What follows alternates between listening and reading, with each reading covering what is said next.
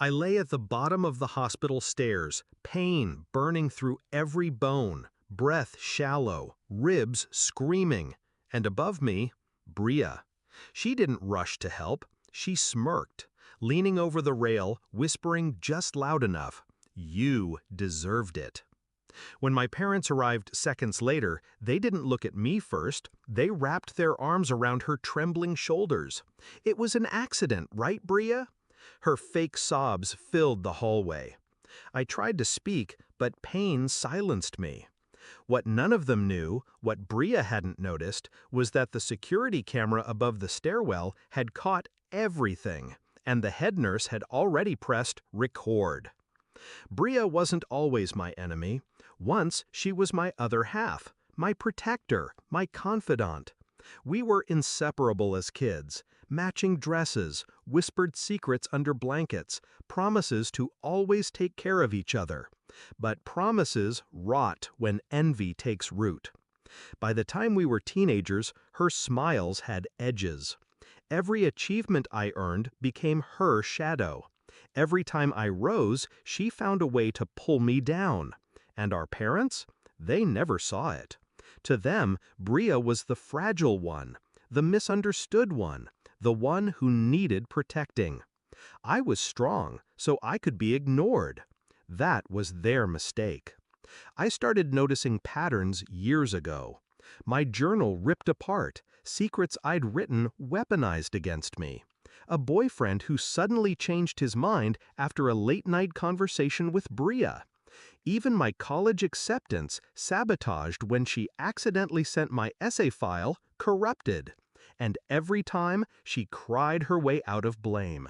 Every time my parents believed her. But the stairs? That wasn't sabotage. That was intent. That was Bria deciding I shouldn't get back up. The night after my fall, I lay in the hospital bed, body broken but mind razor sharp. The nurse came in quietly, eyes meeting mine with something close to pity. She handed me a flash drive. "Don't worry," she whispered, "we keep copies." On the screen, Bria's shove was undeniable. No stumble, no accident. Just her hand on my back, her smile following as I fell. For the first time, I didn't cry. I didn't scream. I didn't even feel rage. I felt clarity. I didn't go to the police. Not yet. I waited.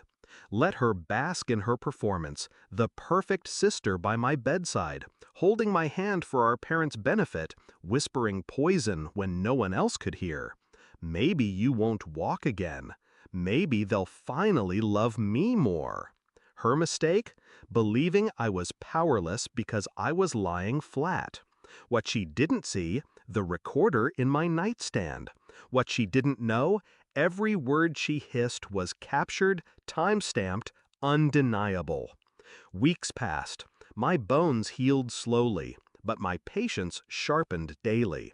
I gathered everything. The video from the stairwell, the recordings from my hospital bed, screenshots of her messages mocking me to her friends. Piece by piece, I built the case. Not for the police, not yet. First, I wanted her world to collapse exactly where she felt safest, at home. The confrontation came quietly. Family dinner, our parents glowing as Bria laughed at their side, playing the doting daughter. I set my phone on the table, pressed play. First, her laughter in the hospital room. "Maybe you won't walk again." Then, the stairwell footage, her hand shoving me, her smirk, her whisper. "You deserved it." Silence. My parents froze. Forks clattered against porcelain. Bria's face drained of color. She stammered, eyes wide, hands shaking. "That's fake. It's edited." I leaned forward, calm, deliberate. Security footage, hospital recordings, verified. Try again. It was almost poetic, watching her facade crack. All those years of lies unraveling in seconds. Her tears this time weren't convincing. They were frantic. Our parents didn't rush to hold her. They didn't comfort her. They looked at me, and for once, they believed me. I didn't scream, I didn't gloat, I simply stood, sliding the flash drive across the table toward them. You'll need this when the police call. They already have copies. Her scream followed me as I walked out, her begging, her denial. But it didn't matter anymore, because the world finally saw Bria for what she was. Justice doesn't always come with handcuffs. Sometimes it comes with silence, with faces turning away, with the one thing Bria craved most, our parents' trust, shattered forever. As for me, I walked out lighter, not just from the cast finally off my leg, but from years of her weight lifted. When I think back to that fall now, I don't feel pain. I hear her words, "You deserved it." And I smile. Because she was right. I did deserve it. Not the fall, not the pain, but the chance to finally rise.